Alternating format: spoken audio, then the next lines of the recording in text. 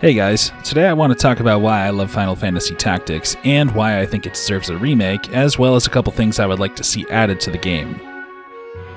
When I was a kid, I used to love Final Fantasy Tactics so much that I remember when I lost my original copy, probably because I lent it to a friend, that I spent countless hours daydreaming and strategizing on how in the world to get past Dorter Trade City the next time I managed to find a copy.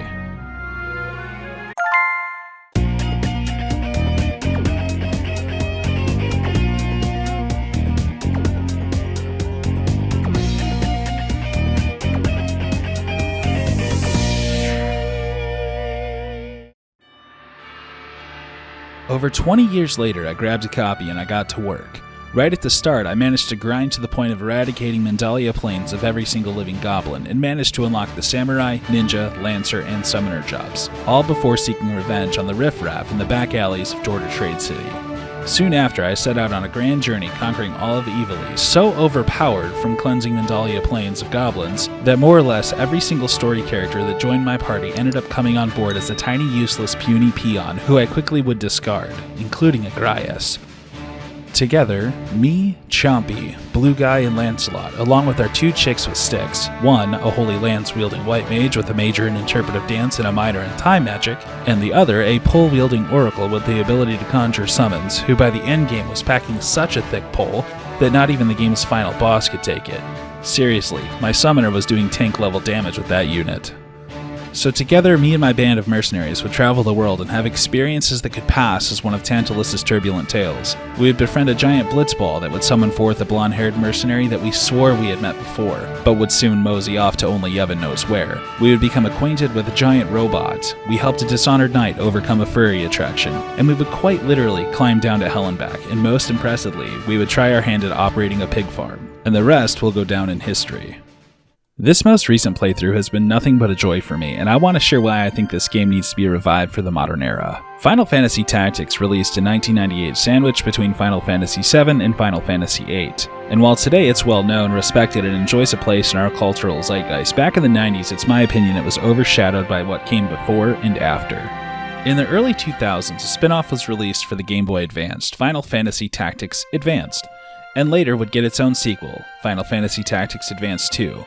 But both games feel more childlike, with the protagonist being spirited away to another dimension, the world of Ivalice. There was also the Final Fantasy Tactics port to the PSP dubbed The War of the Lions, which added new items, jobs, and some side content, and even cutscenes, as well as a multiplayer mode. It also added a terrible Shakespearean-esque accent to each character's text boxes. If you've played Chrono Cross, you know a little goes a long way, and some in the community would actually despise this so much that as time went on, an entire ROM hack was released just to remove this. Aside from these two things, Tactics feels like it's almost been entirely abandoned. And today I want to share what I would like to see in a modern remake, or remaster, and make a case for why I think this game deserves one in the first place.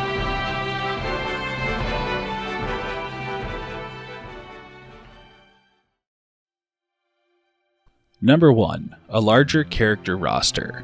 Back when Final Fantasy Tactics first released on the PlayStation 1, you were only allowed a maximum of 16 character slots, which is ridiculous because there are 16 total recruitable story characters in the game, all of which have special or unique jobs and abilities. In War of the Lions, the maximum was 24, which is still just not enough, but let's focus on the PlayStation 1 version. Let me explain why this limitation was insane to have.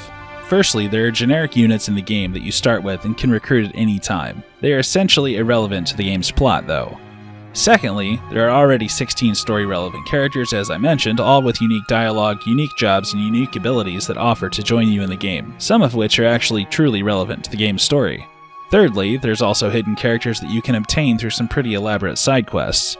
Fourthly, there's a whole job class dedicated to inviting monsters to join your party, who have their own leveling systems and can fight alongside you, but like I mentioned, with only 16 character slots, you've got nowhere to put them.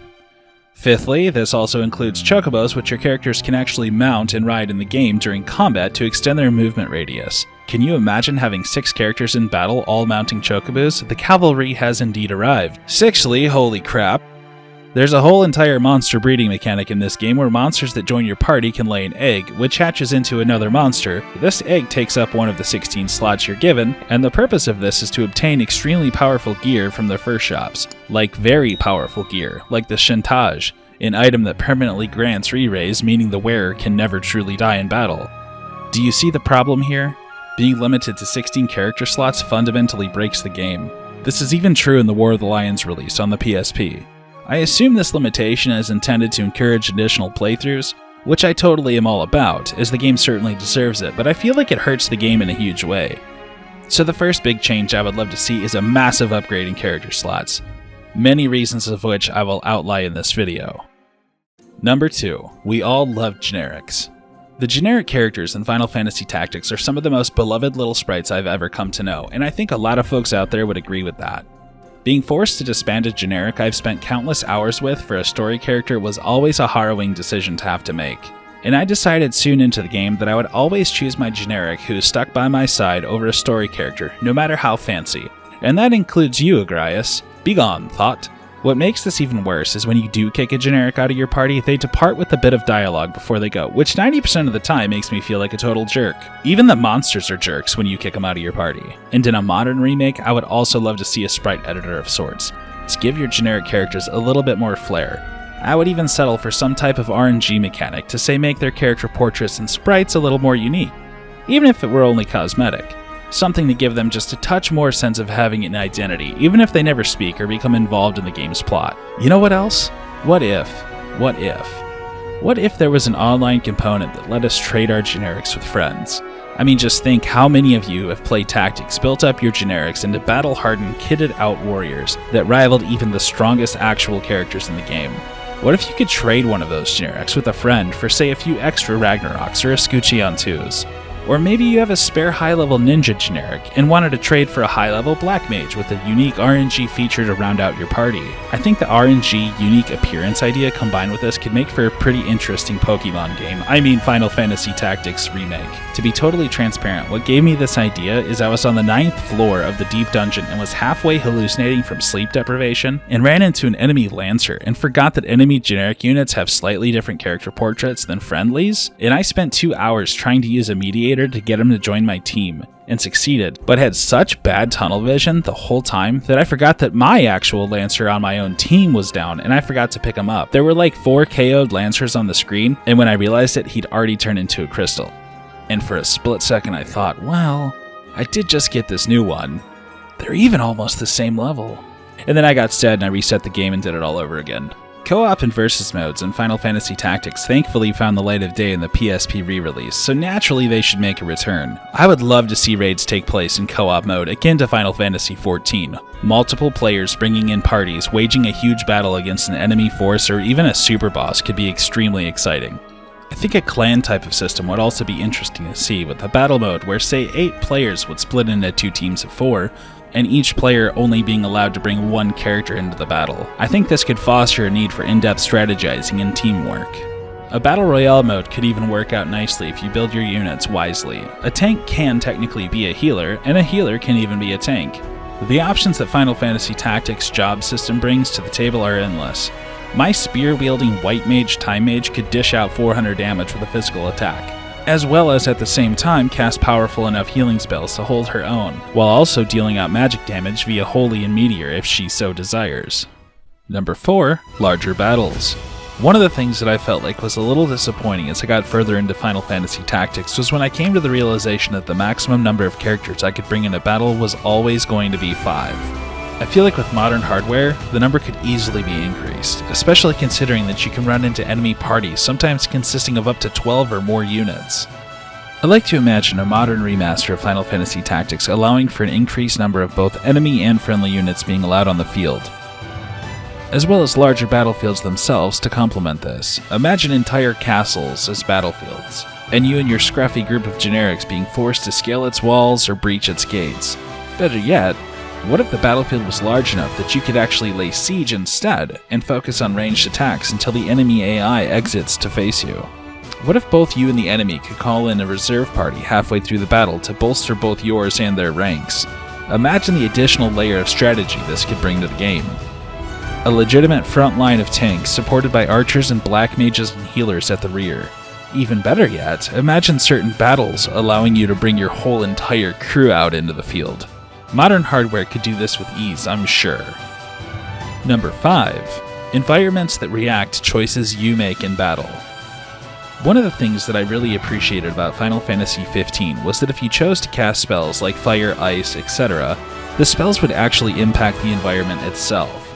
While from what I recall, this didn't impact the battle outside of the initial magic damage, it was always an immersive experience, especially so if it was actually a high-level spell or a summon. It would almost cause you, the player, your allies, and the enemies themselves to become a little bit disoriented due to your surroundings suddenly looking different, like ice spells, actually causing a little bit of frost to build up on the surrounding environment. I would love to see something like this implemented in Tactics. Imagine you're doing battle against one of Final Fantasy Tactics' many factions inside a lush grassland, and your Black Mage casts Fire 3 and suddenly a whole portion of the map is now set on fire. These tiles could either deal AoE damage or could just be inaccessible for the duration they're on fire.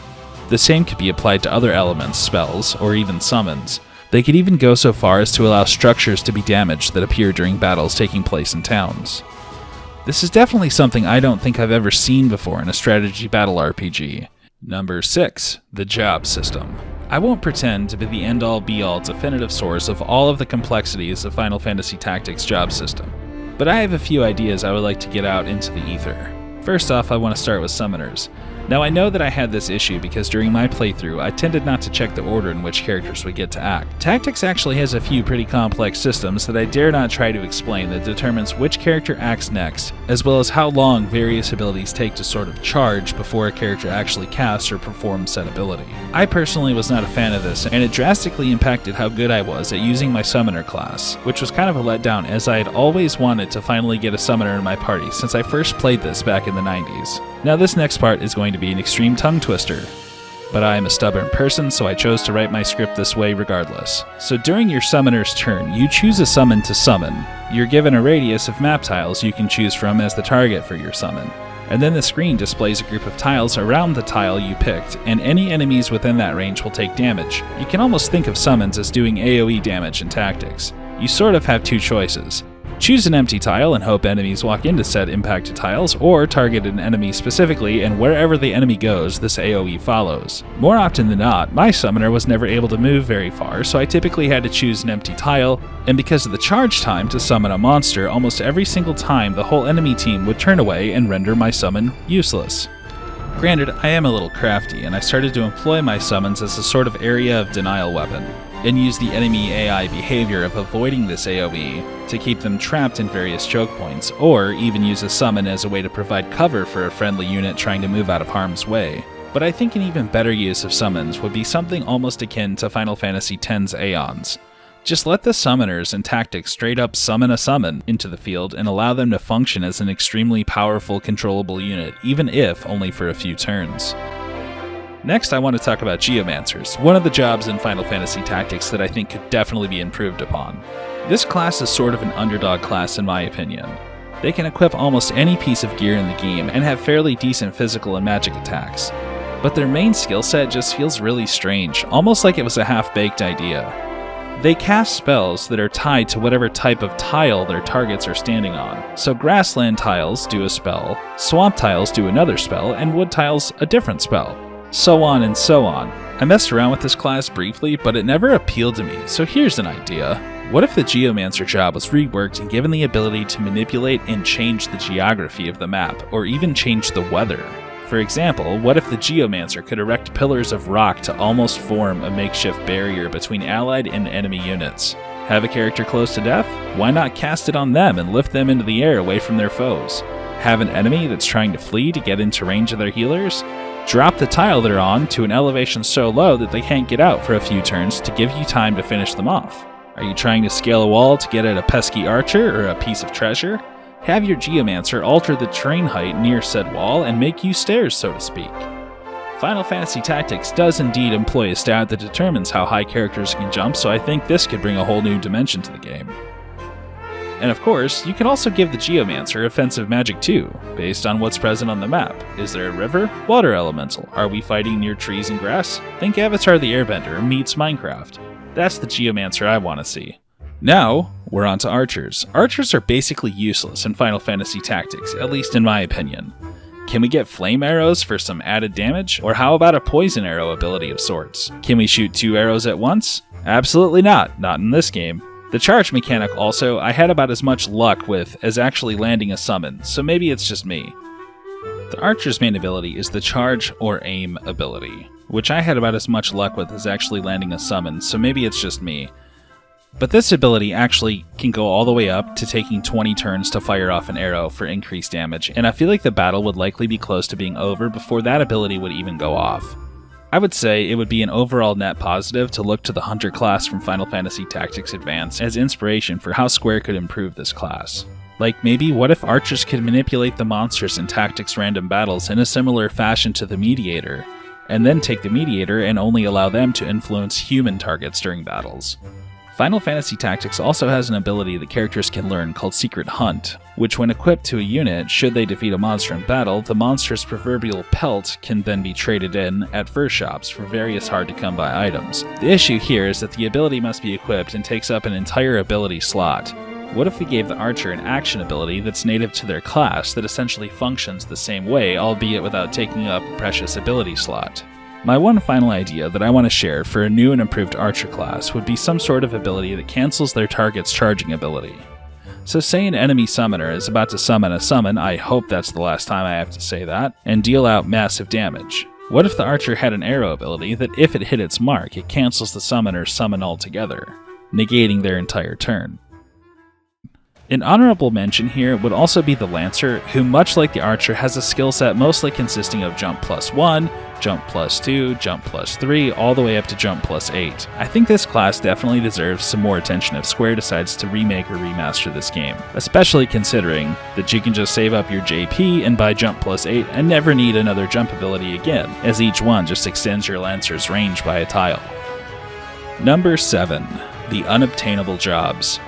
Throughout your adventures through Final Fantasy Tactics, you'll come to realize that there are quite a few job classes that you are never able to obtain or use. And then, there are some job classes that are special to the unique party members that join your ranks as you progress through the story. These special characters' jobs cannot be taught to a generic character, which is a shame. A shame compounded by the fact that the roster of characters you can have is so small that you likely won't have room to have all of these unique characters and their unique jobs. A few examples would be Mistudio, the Engineer class, Agrias' Holy Knight class, and of course TG Sid's Holy Swordsman class, to name a few. However, it gets even crazier when you start to look at the job classes that your enemies use that are unavailable to you. There's actually quite a few.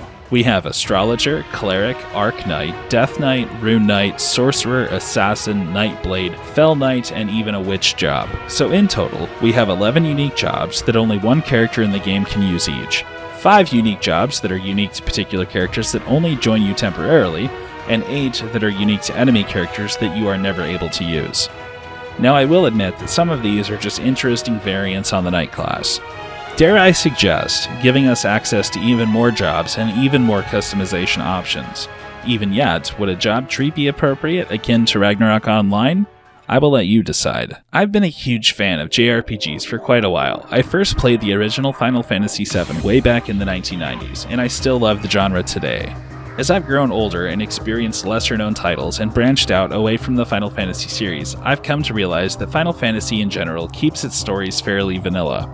There are some mature themes, but I feel like they aren't quite as in-your-face as the themes you might find in, say, Xenogears. Final Fantasy Tactics, however, not only at times can be fairly violent, but it also contains some fairly mature themes such as class struggle and religious heresy. While Final Fantasy VII touches on class struggle with the Midgar slums, and Final Fantasy X touches on religion, neither one of these entries maintain these themes as the game's main focal point. Final Fantasy Tactics, however, uses these themes as its main backdrop through to the very end of the game. This could easily make Final Fantasy Tactics one of the more mature entries into the franchise as a whole.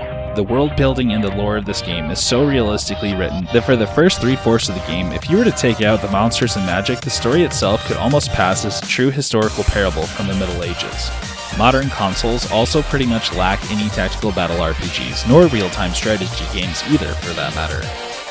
It's clear that JRPGs from this area are becoming popular once again, with all of the various remasters that are happening, as well as other entries like the HD 2D JRPG Octopath Traveler 1 and 2, the HD remaster of Star Ocean 2, the Grandia remasters, and now with the Suikoden remaster on the way, now would be the perfect time for Square Enix to apply the same love to Final Fantasy Tactics.